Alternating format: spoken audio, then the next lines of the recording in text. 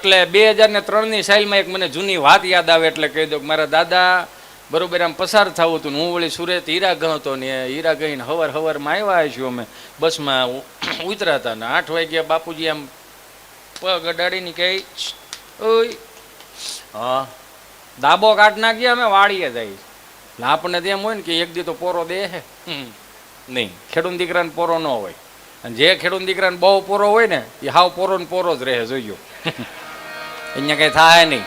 આ હું નથી કહેતો મારા બાપ કે આ વડીલો આવું કે કેમ કે બાપની એક ટેવ હતી. આપણો દાદો હોય ને સવારના 6 વાગ્યાના બ્રહ્મ મુહૂર્તમાં રેડિયો ચાલુ કરે ને એ રેડિયામાં સુંદર મજાના ભજન આવતા, પ્રભાત્યા આવતા. હજી અખંડ રોજી હરિતારા હાથમાં હરી મારું ગાડું ક્યાં લઈ જાય, વૈષ્ણવ ભજન તો જેને કહીએ જે પીડ પરાઈ જાણે રે. એને વિશ્વાસ હતો, એને ભરોહો હતો કે આને આ પેટ આપ્યું છે ને પૂરવાનું આપશે. 8 વાગ્યા સુધી 10 વાગ્યા સુધી હુતા હોય ને જુવાનિયા તો દાદાને ગૌઢા બાન ન ગમે.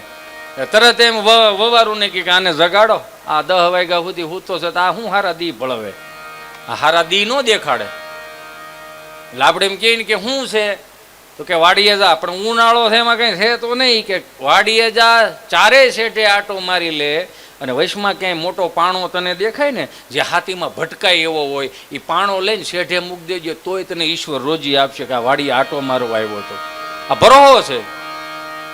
કેવા કેવા સાહસી તો જોવો, મંદિરના ઓટલે બેઠા હોય 7-8 બાબલા અને 7-8 બાબલા એ બીડી ઉપર બીડીઓ ટેકાવતા હોય પછી કોરામાં કપાસ્યા 100 વીઘામાં. કેવા સાહસી કોરામાં કપાસ્યા સોંપી દે મંદિરને ટેકે બેઠા બેઠા બીડી ટેકવીને કે ઓકા હા આડો આવશે કે નહીં આવે. બોલો કેવો ભરો હોવાને. હે તત્વજ્ઞાની હતા એ હુકામ સવારના બ્રહ્મ મુહૂર્તમાં પ્રભાતિયા સાંભળતા હતા.